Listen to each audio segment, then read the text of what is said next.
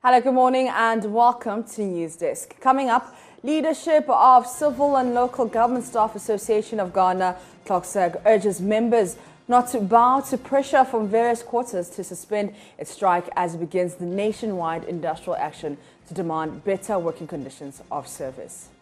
Wish to caution that the overly patient nature of our members should not be taken for granted, and therefore charges the National Executive Council to be resolute and resilient in championing the fight for better conditions of service. We bring you the latest on that. Also in this bulletin, withdrawal of military security detail of Speaker of Parliament, not only unreasonable but dishonest and unjustifiable. That's NDC Nadoli Kaleo constituency to government on recent incident. We have details from a press conference held. Land for cocoa production. Also, lack of technology deployment in timber trade affecting Ghana's performance in the international markets. More from the Lands and Natural Resources Minister, who has been charging stakeholders on the need to reverse the trend. We'll also bring you more on the aftermath of the Black Stars AFCON 2022 premature exit and efforts underway at the national level to correct the wrongs. We also have the latest business updates. Don't go away. My name is Mapito Sibidi.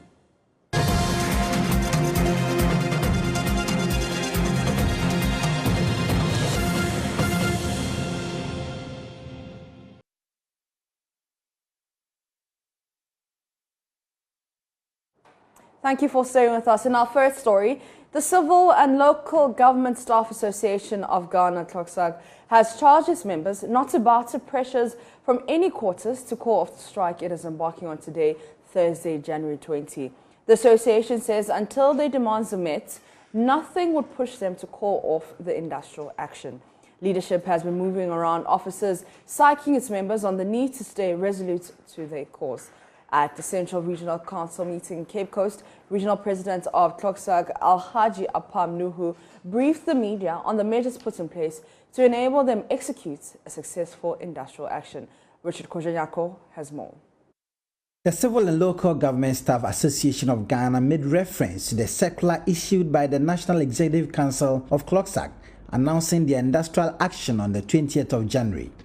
At the Regional Executive Council meeting, the Regional Executive Council discussed the worsening conditions of their members and the failure of the employer to address the plight of its members. Central Regional Secretary of CLOGSAG, Alhaji Apam Nuhu, indicated they have resolved that until their demands are met, none of their members should defy the orders of the association and go to work. Inasmuch as we do have unconditional confidence in our national leadership, we wish to caution that the overly patient nature of our members should not be taken for granted, and therefore charges the National Executive Council to be resolute and resilient in championing the fight for better conditions of service. The Regional Executive Council further resolves that the strike action, when commenced, shall not be called off until the demands have been met.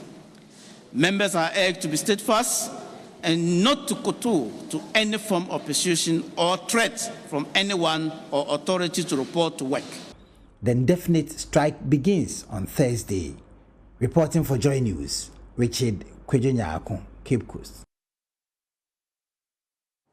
Well, since we're in Cape Coast, let's stay a bit longer there and do some checks on the status of the strike. Central Regional Correspondent Richard Kojanyako joins me now with more. Now, Richard, is the strike in force and which places have you been to? Well, so the strike is in force. I've been to the Cape Coast Metropolitan Assembly. I've been to the Regional Coordinating Council.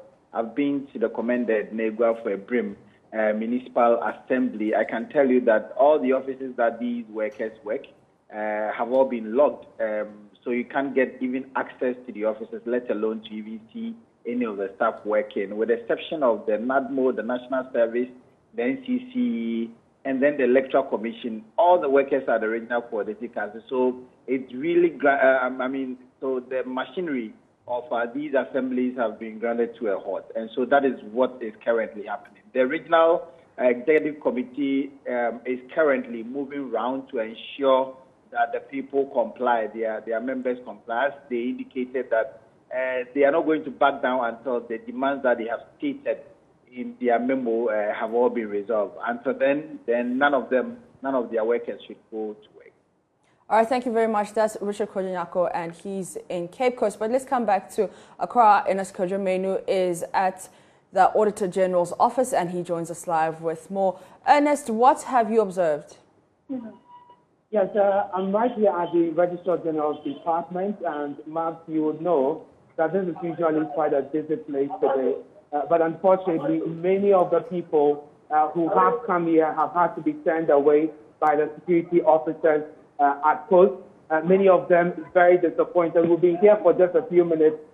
The disappointment on the faces of clients here tells you that something is happening, that indeed a strike is happening. Tells you that something is happening, that indeed a strike is happening and indeed is biting. Let me just get closer to the entrance of this department for a notice that has been posted here. Unfortunately, many of them, are unable to read or actually do not know that there's a notice there. And this has been there since yesterday, from what we understand from the security officer at post. So it reads, the offices of the Registrar General's Department, RGD, will be closed to business, to the business community from Thursday, 20th January 2022 until further notice. This is as a result of a decision to embark on a nationwide strike action to press home our demand for better conditions of service for all members of the Civil and Local Government Staff Association of Ghana. So that is the notice here. Any inconvenience caused is deeply regretted. This is a notice put out by management of the Registrar General's Department. Let me speak to this gentleman here who was utterly disappointed when he had to be turned away by the security officer at post because the place is not open for business today. Good morning. You're welcome to join us. Good morning. So, you are here to conduct business. What exactly have you come to do? so I'm here to verify a marriage certificate. And what were you told? Yeah, they told me that he's a strike, and I'm surprised because I didn't know anything about this strike that they are going to. So I didn't know anything about it. And how is this going to affect your plans? It's going to affect me because all the way from Westland to here, and that's my plan today. But I don't know what to do again. And it has been a very big problem to me tonight. Right. Thank you very much for speaking to us. And I would want to show you what is happening right now. You see people who have come here today and unfortunately are being asked to move away by the security officer at post. And that is really what he's been doing all morning. I don't know if you would speak to us briefly. We've had people come here since what time today? Since from morning. Around what, 5 a.m.? Some come earlier than that. Some too come later than. And Mavs, that is quite typical of the Registrar General's Department because of the long queues. People come very early in order to book their place so that they could transact their business and leave. And this man here today has had to turn all of them away. However, there's also another activity which is happening here, which is the NIA registration that is on the other side of this building. And so some of them have to be redirected, that they cannot use, the entrance here. And that if they want to go through the NIA process, then they have to go to the other side. We'll be moving there shortly to find out what is happening. But scores of people, some seated, under the shed there, very disappointed because of the strike action today. Some of them say they are waiting for some people whom they know whom they know work here to see if they could help them do one or two things. Others are still hoping that perhaps by midday this could be called off, so they would have to go through their process, because coming back to this place will be such a big deal for them, having spent resources to get here this morning. So already the strike is biting, scores of people stranded here at the Registrar General's Department. Mavs. Thank you very much. That's my colleague Ernest Kojo Menu. We will be telling you more on the CLOGSAG strike across the country as we establish contact with our correspondents across the country. To Kumasi now, and I'm joined by Labour's Prince Appear for the situation there. Prince, what can you report from where you are?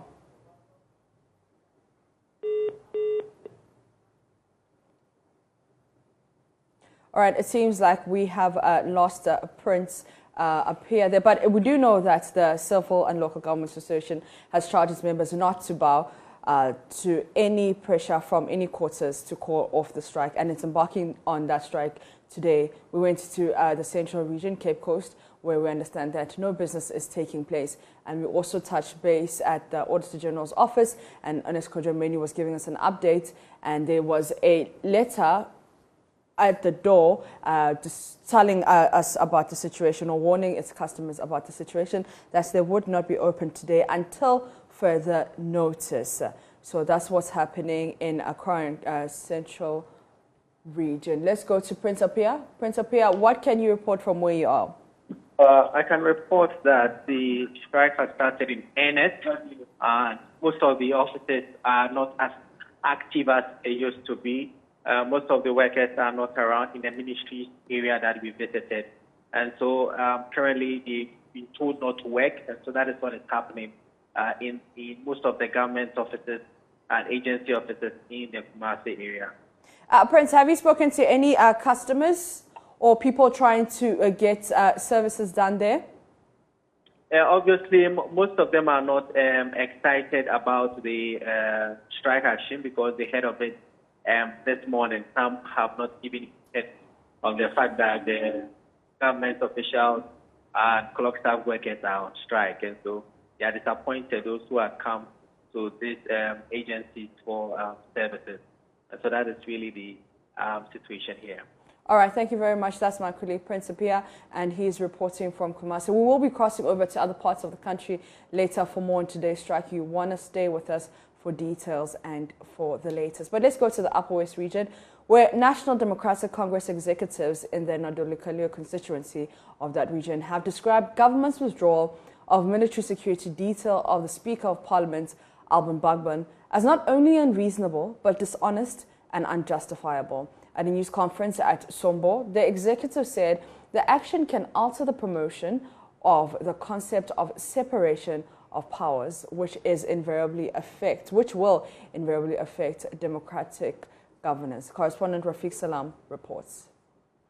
Addressed by the Constituency Communications Officer, Biekpeti Sylvester, they condemned the withdrawal of the military security detail by the government, stating that it has a tendency of rendering the promotion of the concept of separation of powers, which will invariably affect democratic governance. From an allegation of him not being elected as a speaker, when all observers saw the elections, to allegations of bias against Mr. Speaker, the latest action by the government is, to say the least, very shameful. This action taken by the government has the tendency of rendering the promotion of the concept of separation of powers and will definitely affect democratic governance. They found the reasons adduced by the government in the withdrawal of the military personnel attached to the Speaker of Parliament as not only unreasonable, but dishonest and unjustifiable as well. The government, through the military high command, has caused to be withdrawn the military personnel component of the security detail assigned to Mr. Speaker, on grounds that the military attachment was done without following the proper procedure. We find this reason not only dishonest, but very shameful and unjustifiable.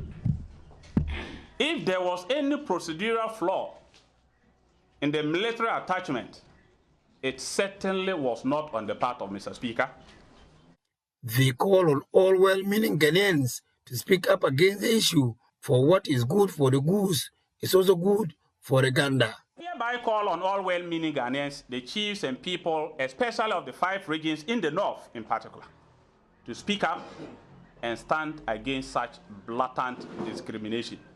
If you are withdrawing that of Mr. Speaker, we expect the government to be fair and do just that to others, Jean Mensah, Bosman Asare, and others who are now parading or moving with mini military barracks. The local executives, however, have this message for the Speaker of Parliament. We urge Speaker Bagui never to succumb to any pressure by government to deny the people of Ghana his vision of an open, transparent, and accountable governance. Reporting for the news, Rafik Salam, Sombo. Still on a CLOGSAG, let's go back to my colleague Ernest Kojamini, and he's been interacting with some people there.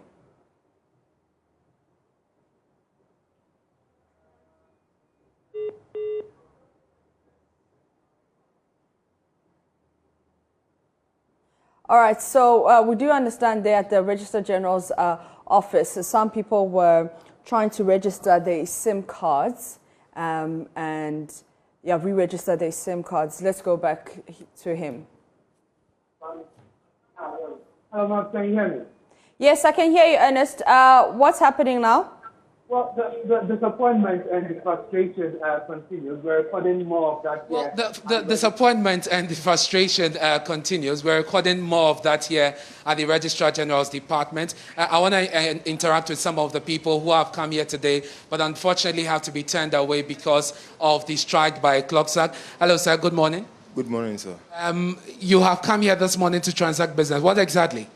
Actually, we went to the rent control office. We were there to summon someone, but we were given today to come to the office. Okay. But we didn't have any message that they would do not be working or there will be a strike. But we got there and we saw that they are not at the office, they are not working. So I'm here to help my brother to do some inquiries here. Okay. And also, as we are here too, the place is not open because of the strike that is going on.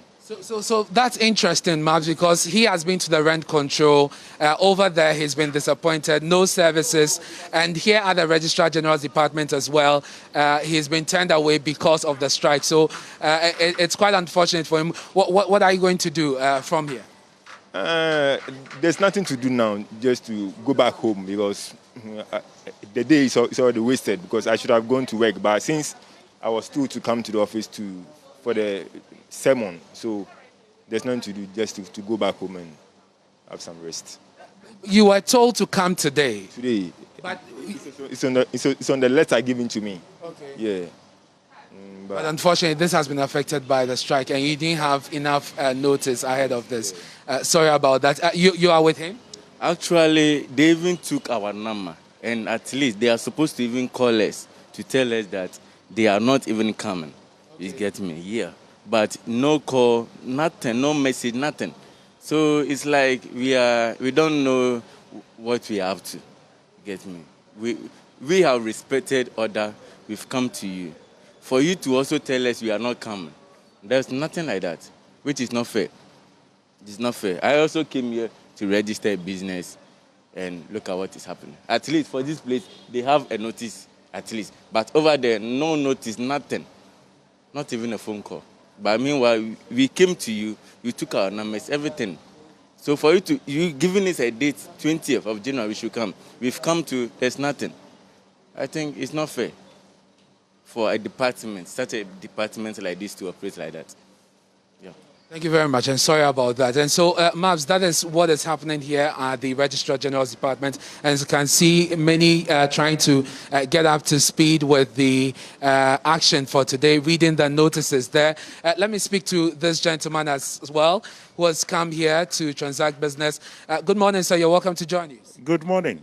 You have come here to do business? Yeah, I came here to do my annual registration. Okay. Yeah, and when I got in there, they told me they were on strike. But fortunately for me, I met a lady and she told me I should go online and I should try. So I went online and I tried, and fortunately for me, I've been able to do what I came here to do online. So I have been very successful to do what I do. I've paid, I've done everything on my phone. I don't have any issues. So I think when people are told to go online or they know the process in going online to do their work, I think some of them, if not all, some of them will be able to go through. So you have managed to go through the process. Yes. You have renewed your business, yes. and your business for today is done. It's done. It's done. It's done. Completely done. Great. So that's a different story from the Registrar General's Department. This man here obviously taking advantage of the online platforms available for transacting business with the department. And so if you're out there and perhaps you have an appointment that has been cancelled because of the strike, you may want to try the online options and see if that will go through. In fact, he has receipt of payment on his phone. He's managed to go through the process successfully. And so I can see Ghana.gov annual renewal, and you have successfully submitted your renewal, make payment details. So simply, he is done. Despite the strike, he's managed to find a way. Thank you very much, sir, for speaking to us. And so, Mabs, the situation here is that many people, scores of people are disappointed, some stranded because they do not know what to do from here because of how they have planned their day. And this is as a result of the impact of the strike by the civil and local government workers' union. Ernest, have you seen any officials on site maybe directing the customers to on what to do?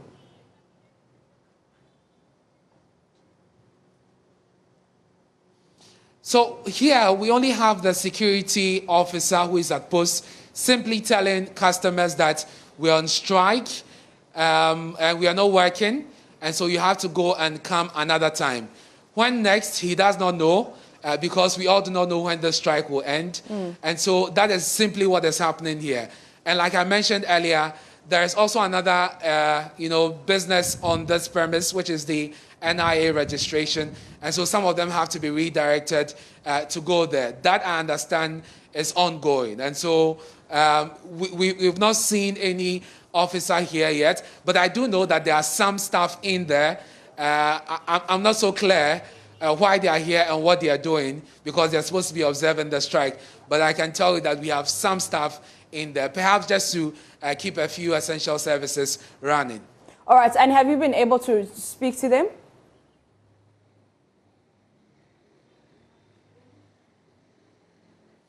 Come again, Maps? Have you been able to speak to any of the staff?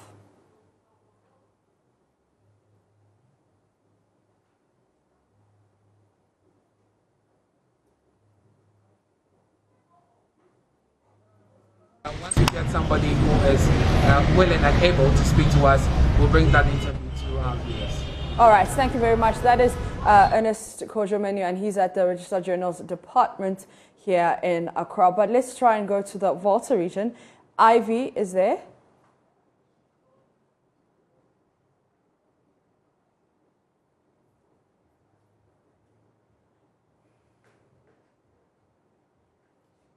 All right, we're still trying to get a hold of Ivy, but we know that the association says until their demands are met, nothing would push them to call off the industrial action. And we know that leadership has been moving around offices, psyching its members on the need to stay resolute to their course.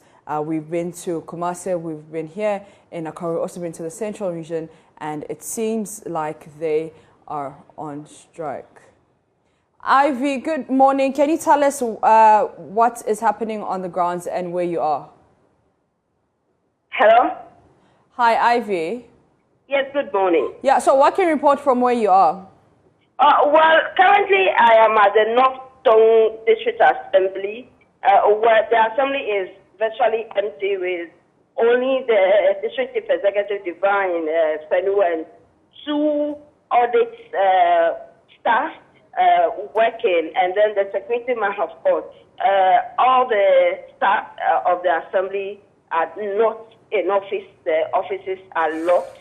When we spoke to the DC, he said he only heard about it in the news, so he didn't know about the strike, but he heard about it in the news. So he is in the office trying to work and see if the workers will try and come back to work so they can work together. So right now, that is what is happening. In Ketu South, to the same situation happening there, the staff are also on strike with only the DCE and the security men working. This cuts across most of the assemblies in the Volta region. All right, thank you very much. That's my colleague Ivy in the Volta region. Now, let me take you to the eastern region away from CLOGSAG, where farmers in Mamikrobo in the Kwa-Wu-Afram Plains, South District of the eastern region, have issued a one-week ultimatum to government to remove all herdsmen believed to be of Fulani descent from their land. The farmers say the herdsmen have been ruthless in the destruction of their farms and other properties. The Association of Farmers in Mamikrobo in the Kwa-Wu-Afram Plains is sending a strong signal to government to remove all Fulani herdsmen from their land. Chairman of the association, Frederick Nali, said they can no longer bear the cost of living with the herdsmen. They want them removed within 1 week or they will take action. This association have met today to express our disgust and disappointment at the destructive activities of Fulani herdsmen and their cattle on our farms. For the past 10 years, we have observed with much displeasure an annual occurrence of Fulani herding their cattle to ravage our farms and waste our farm produce.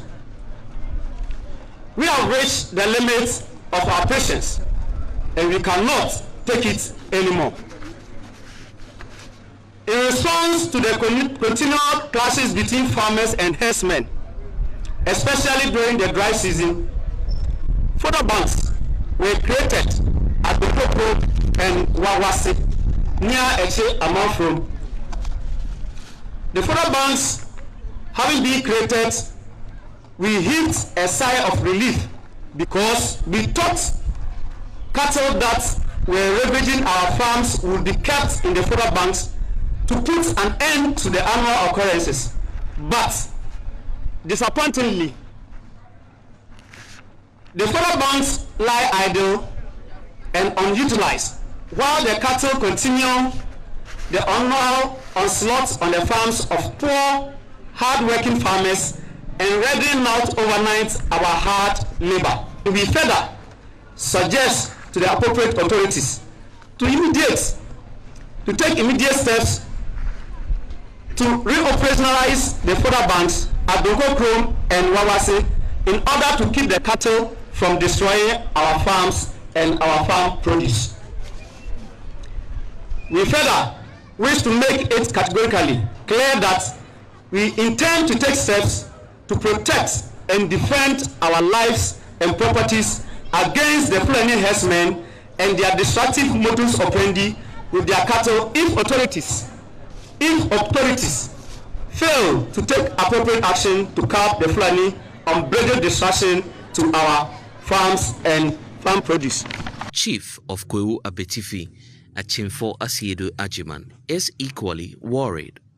Yampesa bayi ansa no yene aba na bi abanya to nipa gum amumu ya no aban ma nipa mra na mepam na ntwie ni ma ye na ne kire ya anya saade a yanya kasa ebekwa kopam na ntwie no. Some of the aggrieved farmers in the area spoke to Adom News.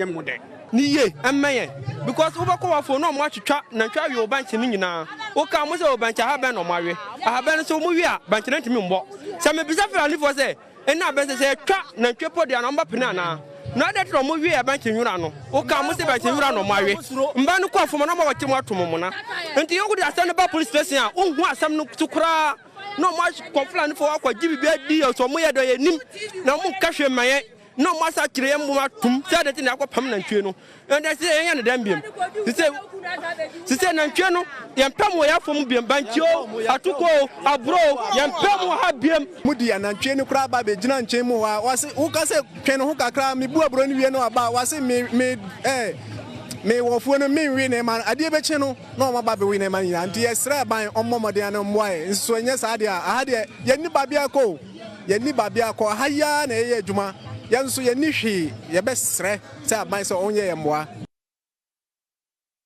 Human rights group Challenging Heights is appealing to governments to increase budgetary allocation to the anti-human trafficking units of the Ghana Police and the Gender, Children and Social Protection Ministry to equip social welfare and community development officers across the country.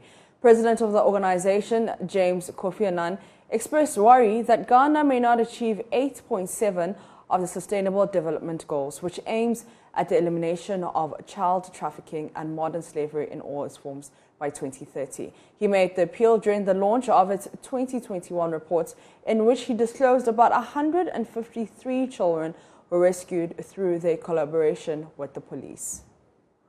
President of the non-governmental organization says government must move to address the logistical and financial deficit in the area of child trafficking. James Kofi Annan, however, noted the COVID-19 pandemic has made rescue efforts even more challenging.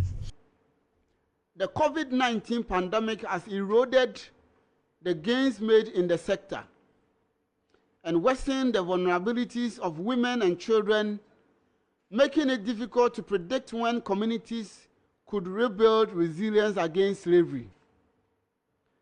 According to a joint ILO and UNICEF 2021 report, the number of children in child labor has risen to 160 million worldwide, an increase of 8.4 million children in the last 4 years, with millions more at risk due to the impact of COVID-19 pandemic.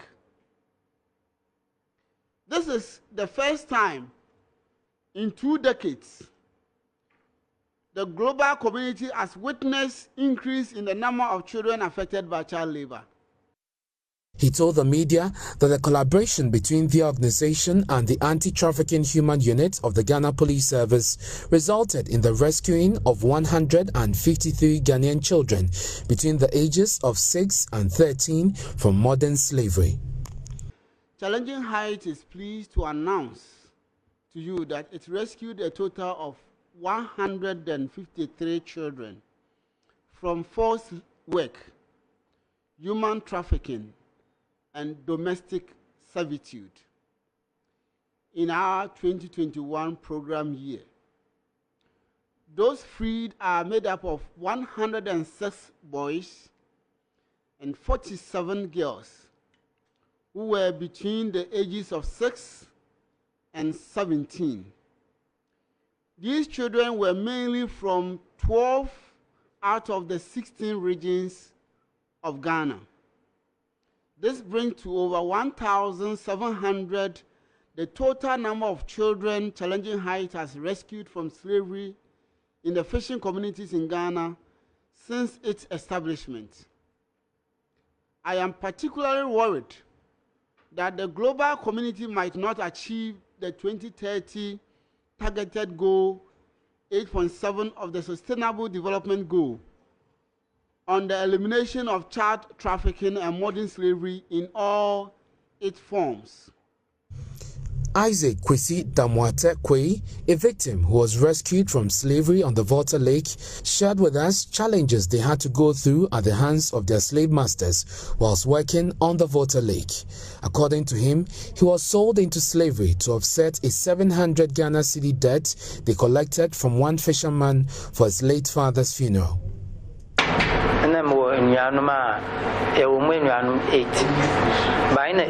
When my father died, I had to take responsibility of my 8 siblings and his burial rites.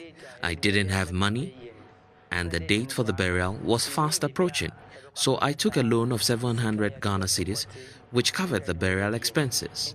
The loan shark requested for his money, but I wasn't able to pay. I didn't want my siblings to go through distress, and so I offered to work for the lender. That is how I ended up in Yeji.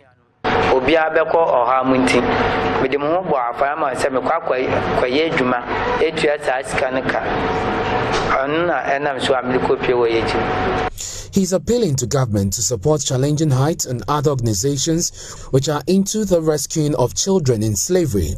He wants government to also prosecute recalcitrant slave masters. Slave masters,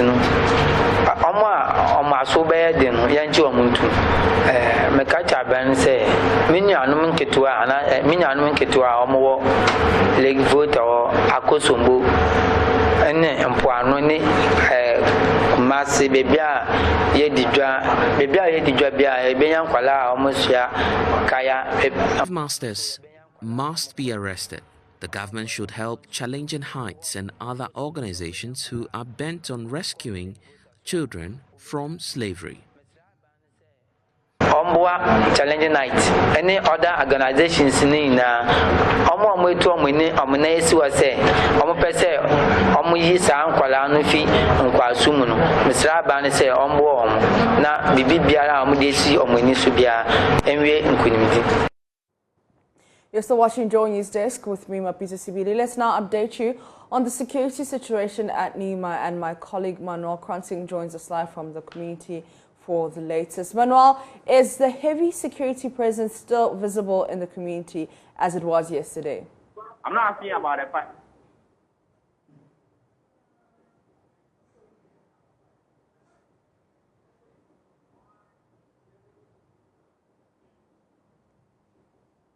in your shots right now is the police personnel, some police personnel having a conversation with people or residents of Nima. It seems there's a bit of confusion, but we do trust that our man on the ground, Manuel Kransing, will bring us the updates. Manuel, if you can hear me, is the security presence still as visible as it was yesterday? well, so currently, there's still pretty much a heavy police deployment here.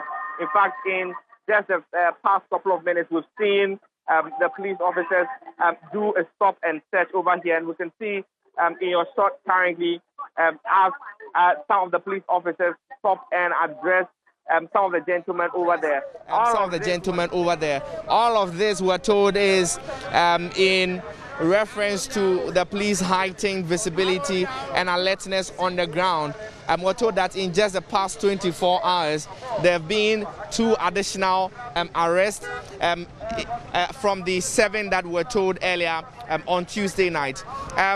What is a different feature that we're seeing this morning also is that a lot of the vendors are now actually, they've packed their stuff and they are selling. In fact, a lot of the beverage sellers yesterday, if you remember, as we spoke to you yesterday morning, a lot of them were not here, and it was all because of the incident that happened on Tuesday. We're just going to speak to them briefly and find out, what sort of confidence the presence of the police officers here gives them. Madam, morning.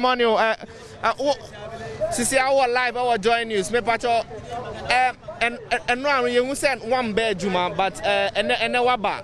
As a police for ne ba hano mama wa shemu kakra sa. Pacho, o mama mi confidence kakra, because me wa anu me kuma told me I'm really confident here, so I don't have any problem. So yesterday, a lot of you did not come to work. It was because you were scared of what? Yeah, because of the issue. That's why we couldn't come yesterday. Yeah. So are you expecting that the police will continue being here even as they continue? If only they will be here, we will be always be happy, because them to be here always. Let me speak to this woman who is also here. Madam, just speak to me. You seem to have a lot of confidence in the presence of the police here. Yes, I'm very confident. I want them to be here because the way our boys are behaving is not happy. We are not happy about it at all. So we need police confidence here. Okay, but tell me, they say that they are looking for more information from residents in the community. Are you willing to provide any information to the police? Oh no, even though I'm not staying here, I live here, I'm now at Medina, but I have a relative here. So the way they are doing at my gutter here, we don't like it. And we've seen that they've put in some container here that they want to bring police station here. Up to now, they didn't hear anything about them, and they didn't say anything. But still, we want the police station to be here, so that maybe when they see police people here, they will have some fear with them small. So that what happened on Tuesday will not repeat itself? Yes, so that what happened on Tuesday will not repeat itself here in Mamobi here, and we are not happy at all. We Muslims, we are not like that. Our religion tells us peace. So it didn't tell us that we Muslim people, we are bad or what. No. And you talk about this police post, and we'll just give you a better view of this. What this container, we're told, is was supposed to be a police post for the people here. But since it was brought, what we're learning is that it has not been operationalized. Madam, you're saying that you want the police post to be open? Yes, we wanted it to be open here. How long has it been there anyway? Oh, it's getting to 1 year now, and they don't do anything about it. We want them to do something about it. We want them to do something about it. And so there are some of the people here, and we'll just cross over to the other side of the road now and bring you some reactions from this side also, because all through yesterday, all the shops that have lined up at this particular side of the road were all closed, and we're told by most of them that they feared for their lives, and that was really the reason that they did not open the shops. But today, in quite a contrasting fashion to what we saw yesterday, most of them have opened. I'm just going to speak to this gentleman. I can hand over back to you at Maps in the studio. Great morning to you. I see you're opened here. Yesterday when we checked, your shop was locked. Was there any specific reason that you didn't open yesterday but you opened today? Yeah, for security reason and for safety reason. We just do that to protect ourselves from those things that is going on. So today we see that everything has calmed down. So we managed to open and do it. But are you not worried that they may come back again? Yeah. If they come back, then we'll take our decision what to do, whether we'll close the shop or something. So they can come back at any time because it's area guys. It's just not a normal or strangers that are fighting. They're area guys. So if they decided to start the fight, they will do it, whether police are there or they are not there. So it's just a matter of we to protect ourselves. Does that mean that you don't have confidence in the presence of the police? Because we know that the presence here, at least in the past 48 hours, has resulted in, if you like, calmness within the area. Yeah, it's part of the peace, how to calm everything down. Because of those who people are here doing the business, no one will put himself involved of it. Because they are there, we know them, they are there doing their things. So whatever they started, we those around, we to protect ourselves and leave them to do. But a matter of police, yeah, we have a confidence on them. We believe in them that they are here for peace. So if that started, then the police will deal with them. So and closing your shop, it might have cost you, because I mean you trade here and then you close the shop because of the riots that we saw. Yeah, you know how dangerous it is to using cutlasses and guns, shooting like this. You know, it's a matter of saving and matter of your life. Thank you very much. And so that's what we have heard. Some of the residents sharing their confidence in the police and asking them to continue. So Maps, that's the situation currently here at Nima. Back to you in the studio. Manuel Kranting, and he's reporting live from Nima on that security situation there. But in a related development, security analyst Dr. Adam Bona is asking the IGP not to shield persons who flout the law. He spoke to Benjamin Akakpo on the AM show. Not much has developed. My checks indicate that the police are investigating it. But, I mean, I do believe and I have confidence in the IGP and his team of, men around him. I would want this issue to be thoroughly investigated. We shouldn't have a situation where when police officers are touched, all of us go on rooftops and we are screaming out and saying that deal with them, deal with them. We want a situation where when officers also tend to commit crimes, say heinous crimes such as this, they are not shielded. We want a situation where we should have, what's the name? Commanding officers swiftly coming out to tell us the truth. But unfortunately, not much has been done with regards to the commanding officer, Adizo Doko, also. He coming out, trying to tell us they cannot give us much, a lot of information. How can you say you cannot give us any information? This issue that is unfolding in Nima, Mamobi area, the police is telling us they are looking for A, B, C, D. They are looking for a certain this, a certain that, and a certain this. And so mine is that just as when civilians commit crimes, we are happy to publish their names. When police officers are suspected to commit crimes, we want to see their commanding officers, where they work. The officers should be pleased to put out their names. And so as far as I'm concerned, I believe it's an issue that would be dealt with, knowing the current dispensation. They have promised all of us. I mean, some of us have had backroom conversation with the current, police command, police administration, and they have told us that nobody will be shielded in the Ghana Police Service. This is still Joy News Desk. Up next is business.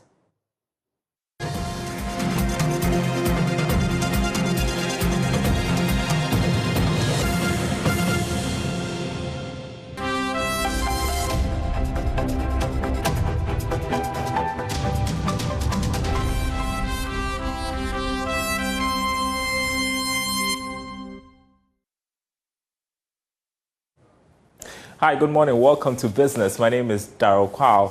Sachet water vendors and consumers are lamenting the 10 to 20 peso increase in the price of sachet water in the Ashanti region. Vendors say the new price is affecting the sale of sachet water in the metropolis. Our firm's Anita Sewa Ajoga spoke to some players in the Kumasi market. Ishra Mame, a sachet water retailer, mops her storefront ready for the day's sale. Her regular customers, who are sachet water vendors, usually come to the shop in the morning to buy bags of sachet water to sell. But that has changed. The vendors return sachet water after failing to sell water bought from her shop. This, according to her, is crippling her business. It's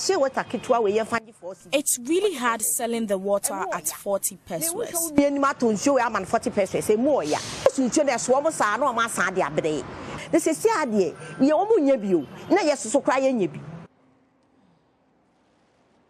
In the fight against the scorching sun, sachet water is the last hope for the common man. But Ishra Mami believes that is not the case anymore. The retailer wants sachet water to be produced in volumes to make it affordable for Ghanaians.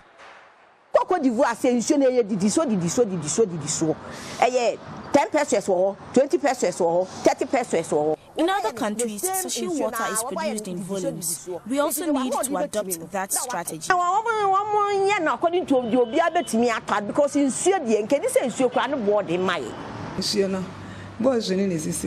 Another retailer also bemoans how she has lost customers to the increase in price.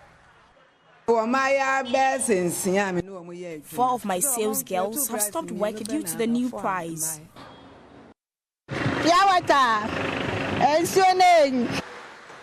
When sachet water was sold at 20 pesos, most sachet water vendors were able to sell 10 to 12 bags of sachet water in a day. Now, they walk under the sun with basins filled with sachet water, only to sell 2 to 3 bags of water due to the price increase.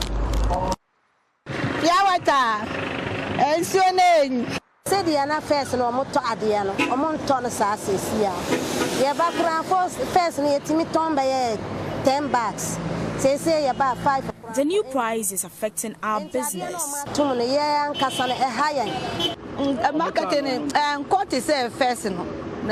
Patronage is really slow.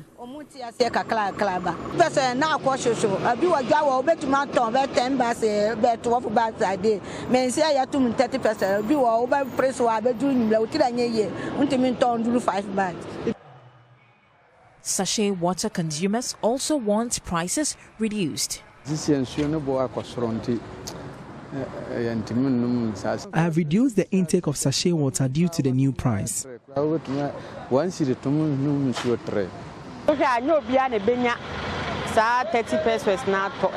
Not everyone can afford it.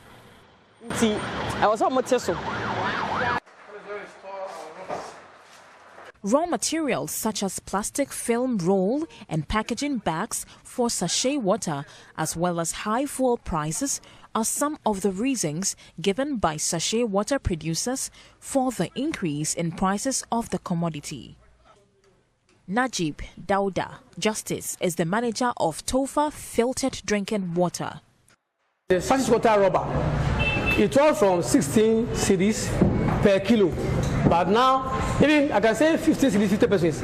Now that's increased to 18 cedis. Imagine. Then you use the bag to bag it. The bag that you use to bag the 30 pieces from 230, some 235 to 260 cedis. So definitely there must be an increment. The producers say if the cost of raw materials keeps increasing, then it's most likely the price of sachet water will be increased in the subsequent months. For Joy News, Anita Sewa Ajuga reporting. All right, and that's business. Stay with us. Sports is coming up next.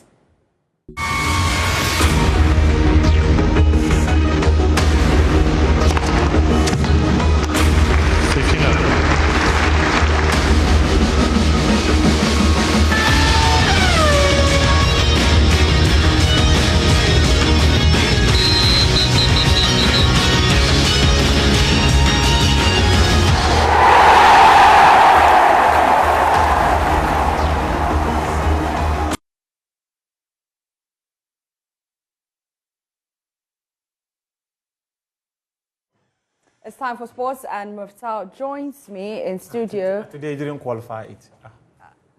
Favorite person now, you know. Okay, I'm sorry. Hello, it's time for sports, and my favorite person, Muftau, joins me. Oh, now just compliment how I look too. Hi, Muftau, please. What's your problem? Why? You're looking very dapper. Thank you. Yeah. Yes. So this is the part where you compliment me. You look great. Oh, thank you. What's happening with the Black Stars, Muftau? Well, they are in town. They arrived around 3 a.m. I see. Yes, they arrived in the country around 3 a.m. Their flight left Cameroon around 12 yesterday. So 12. Let's say 12 midnight, and arrived in Ghana around 3 a.m. They didn't pass through the arrival hall. Okay. We're made to understand that there was a special COVID test for them, so they were driven straight from the tarmac instead of passing through the arrival hall. So I see. So the boys are in town. They'll be departing to their various clubs anytime soon. They came back with a coach as well. Okay. That's what we've picked up. And what we are also made to understand is that there's a recommendation for Milo Van River to be fired. I see. The recommendation is that they should hire an interim coach for the last one of the World Cup qualifiers. But it's unclear if the GFA would do that. But the conversations I've had with people close to the powerful decision-making body of the Ghana Football Association, they don't want to take any decision on Milo at the moment. How long has Milo been in this position? He was hired in September last year. Okay. His contract came into effect on September 20. It's supposed to expire on September 19, 2022. Okay. So if they're firing Milo now, they will have to pay him off $270,000. Excuse me, what? If they're firing him, if they're sacking him, they will have to pay him $270,000. And obviously, he earns 30 US dollars. 30 US dollars. So that's like 9 times 9, 270. I see. Yeah. Okay. So that's basically it. I understand that Thomas Partey didn't come back with the Black Stars. Straight to Arsenal. Like I've mentioned here how his coach Arteta calls him often. They need his services. So straight, he's gone. He's gone. All right. So the Black Stars decided that they want to come at a time we cannot. That time you are now asleep. That time, yeah, because that time is for witches and wizards. Really? Yeah, 3 a.m. So the flies, you know, they are witches and wizards. But I'm saying, like, 3 a.m., that's when we are praying. And in 2019, they arrived at 3 a.m. They arrived at 3 a.m. So it should be normal arrival for the Black Stars. So when they go to win the AFCON, they shouldn't arrive in the afternoon so that we can welcome them. They should arrive in the middle of the night too. Thank you very much.